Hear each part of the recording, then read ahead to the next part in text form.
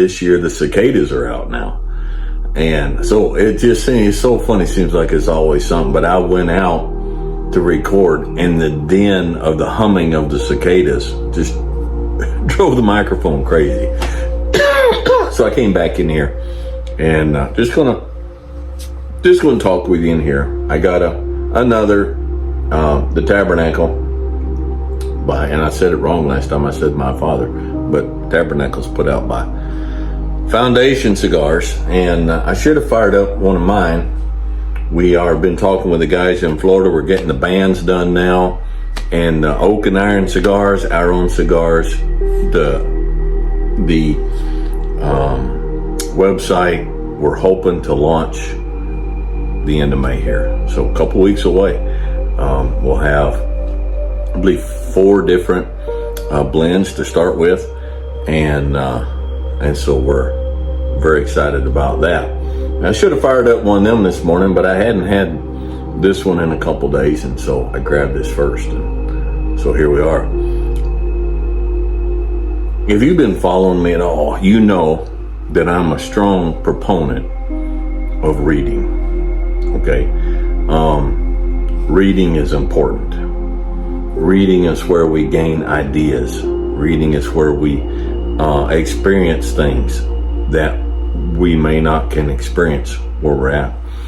Reading is where we are introduced to concepts that those around us in person may not be able to introduce us to. But I have come to a bit more of a refined viewpoint on reading lately. There are 3 types of men. Okay, that's a broad brush, but there's 3 types of men in this area that we need to consider. All right, there's the man that does, the man who goes and does deeds. Okay, maybe you don't write about it. So, and you take any great deed throughout history, we have no writings that I'm aware of by Genghis Khan. We have no writings from Leif Erikson. We have no writings from Alexander the Great. All right, but these are men who went and did. Then we have men who go and do and then write about it. Men, great men. Now, whether you consider what they did great or whether you consider them good men or not, it's irrelevant at this point for what we're talking about. Okay, great men who wrote about it and wrote great things based on their great deeds and the things they learned in those great deeds. And then you have the third sad kind. You have men who never go anywhere, men who never do anything, men who never accomplish anything. Oh, but they love the sound of words. And they're intellectuals. They never do anything, but they write thoughts that are based mostly on the thoughts of other people that they have read. And they're constantly talking about what they've learned from some book they read. The intellectual. Now, there are things that we can learn from anybody, but you know, the man who does and writes, that's a man who learns from life. That's a man who actually gains life wisdom. Now, who would we put in that category? Well, definitely Marcus Aurelius. All right. Would I consider Marcus Aurelius a good moral man based on what I've read of him in history? No, I would not. But that does not mean he wasn't a good man, and that does not mean that he didn't have a lot of truth and understanding in a lot of areas. But the things that he came up with wasn't just from reading. He lived life. He built things. Some of it he built it brutally.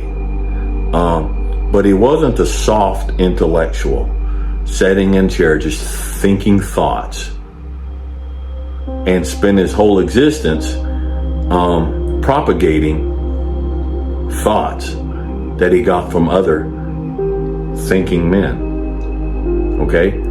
Teddy Roosevelt. I have several books by Teddy Roosevelt. The man was a tremendous doer, and he was a tremendous writer, and his writings are worth reading. I respect him because he did and he wrote. George Washington Carver did and he wrote. You ought to read his book. I've got a copy of it here. Tour of the Prairies, I think. Tour on the Prairies. Fantastic book. But he didn't write that book sitting in a chair drinking bourbon, dreaming up stuff he had gotten from another book. He went out and he actually did stuff and learned from it and thought about it and cogitated and understood and then put on paper his experience and his thoughts. Those are the men. Those are the men that we should read and we should follow. Now, when I say follow, let me back up. We should read, but then we should judge everything they write, because all men are fallible and all men's writings are fallible. There are things that I read. I have a Teddy Roosevelt book here. What is it? Well, it's on the other end. Outdoorsman. He's got a couple chapters in there. I'm like, that's not right. He really missed the boat on that. But he's got a lot of tremendous stuff, and his tremendous stuff comes from actually going out and lived. Okay, so he lived. Winston Churchill. Somehow today it's popular in our culture to turn Winston Churchill into a bad guy. Winston Churchill was a great man who accomplished great things. And his writings are worth reading because he did stuff and he wrote about it. Now, we lose a great deal from the great men who do great things and then didn't pass it on, didn't write about it.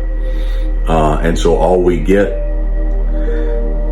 about them is history written by somebody else, and that's always colored by somebody else's viewpoint. All right? But when you read, you take poetry. I love poetry, you know that. Okay? And some of my favorite poet, of course, is Longfellow. But I love Kipling. Read Kipling's life. Kipling went and did. Robert Service went and did.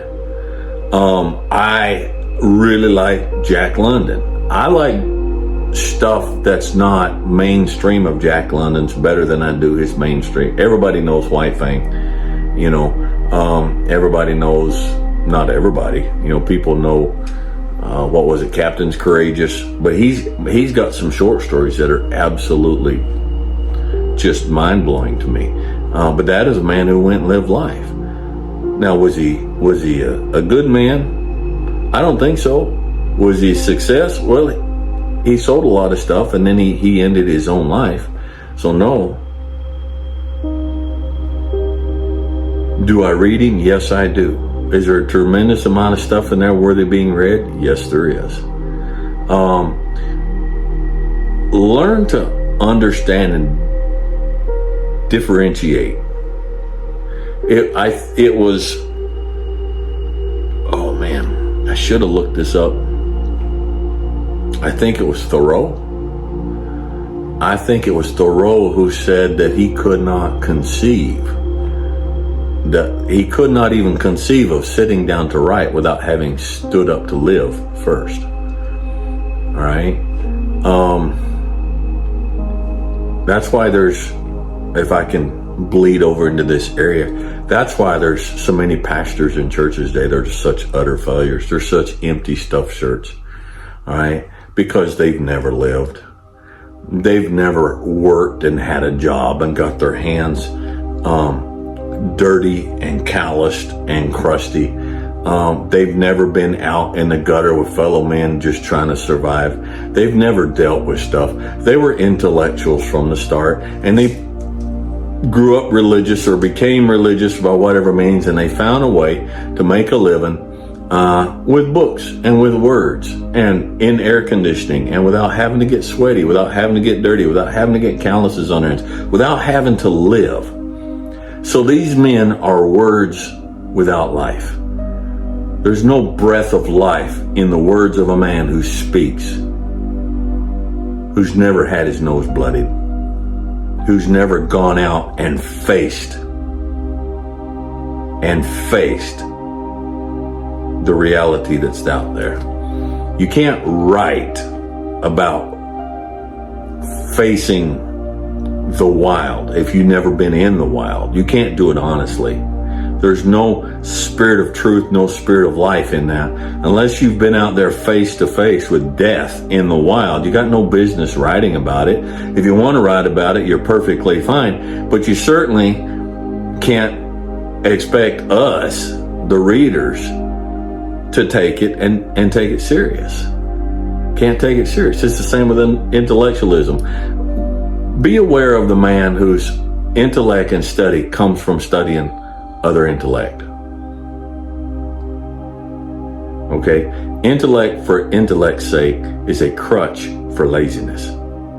It's a crutch for fear. It's a crutch for cowardice. It's a crutch for not having the guts to go out there and face the reality that a lot of men face every day. No, I'd rather just sit here and read a book and talk about it. It's safer that way. It's easier that way. I sound much better that way. Intellectualism, fellas, listen to me. Intellectualism for the sake of intellectualism is a crutch to mask laziness and fear. We want to read. Okay? We want to read. We want to learn. We want to study. But we want to study the words of men whose life is worth studying.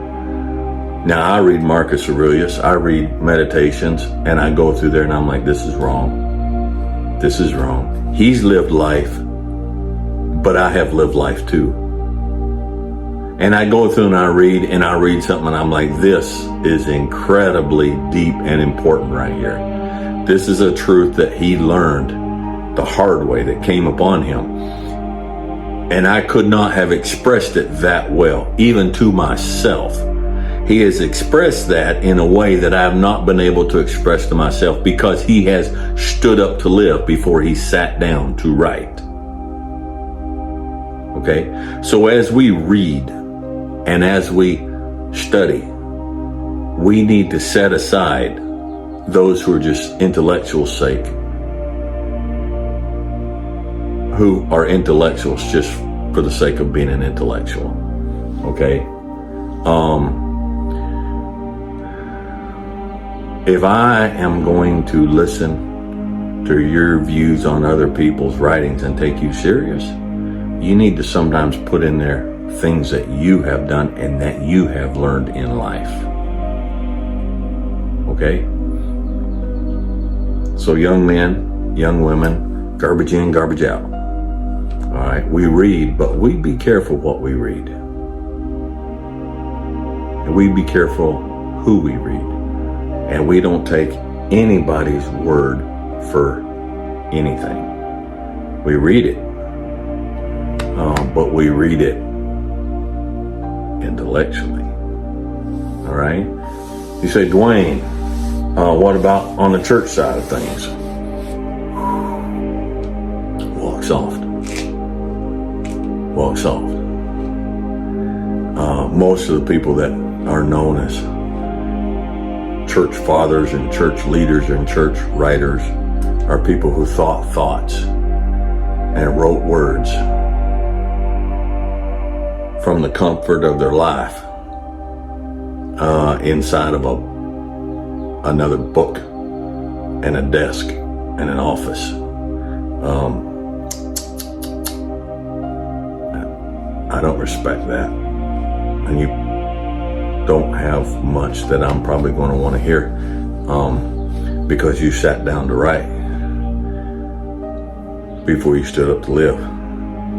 People talk about, on the Bible side, people talk about Dewayne's, his faith and his Bible study. I don't respect any of them. I don't. You want to know why? Because I spent 2 years in the Papua New Guinea and had malaria twice, Ross River fever once. I've hiked through the jungles for days and days at a time. Established, ordained elders and established 8 churches. Had salmonella food poisoning on that mountain one time, where I laid on a reed rat mat, vomiting and diarrhea for 4 days. The people tried to call in a medevac plane to get me out of there. They thought I was going to die. The plane wouldn't come in. I put my money where my mouth is. I put my body, I put my health where my mouth is. I have lived. I have stood in prisons in Bangkok, Thailand. You don't even have a concept. There's a concrete hallway about as wide as this room right here. Let's say 12 feet. There's bars. Then there's a concrete space in between those bars, and there's another set of bars. And on the other side of that bars, there's a concrete room. And that concrete room has got Thai convicts. And not just Thai convicts, but convicts from all over the world who have been caught smuggling drugs and everything imaginable. I have stood in there day after day after day, sharing the gospel of the grace of Jesus Christ to these people in this hellhole condition. Do not stand up and read to me from some book your religion. If you have never put feet to your religion, I don't want to read what you write. When I talk about, and I'm writing a book right now, when I write down anything in my book, I'm writing down, I'm sitting there writing after I have stood up and lived and put my life on the line. Time after time after time after time.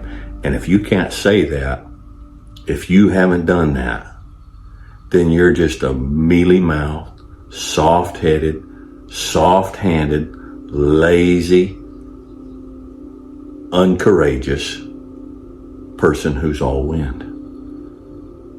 If you're going to stand by me next to Christ, stand next to me as we serve Christ, and you're someone I'm going to listen to, and you're someone I'm going to believe, I need to know you're not going to fold. I need to know that you've got the life and the calluses and the experience to do what needs to be done. And the same in life outside of church. And you don't get that from intellectuals. We need to read, but it's important that we understand and are careful about the character of those who were reading. All right? So anyhow, what are you going to read this week? What are you reading right now? Are you reading? What are you reading? Who wrote it? And by what authority did they write it? And by authority, I mean, what gives them the right to write that? What gives them the right to expect you to read what they wrote? Read something this week. Read some poetry. Read some short stories. Read something. Read something. Okay? But take into account who sat down to write that and what right did they have to write it. And make sure that it's something that they have the right to expect you to want to read it. Okay? I think I wandered all over the place, but I think I got across what I wanted to get across. Okay. Men, you want to be a man? You want to learn how to be a good man, an intelligent man, a smart man from reading? You read those kind of men. Because you're wanting to learn how to live life. And you're wanting to learn how to live life in time of adversity. In time of doing deeds. We are at a time today where men don't do deeds anymore. They don't do deeds. They work out in the gym. They make a lot of money and they run their mouth, but they don't do deeds. We've lost that. Determine that you're going to be a man who does deeds, who goes out and changes the world, who does things. And then read men who have done that, men who are actually have some depth and some meat to them. Learn from them, both right and wrong, and the good and the bad. Do deeds. Read books of men who did deeds. And cast the dusty intellectual into the bin where he belongs. Because he's made no difference in the world, in real life. So don't waste your time. All right? So I'm going to stop now. And hope you guys have a good day. And we'll catch you next time.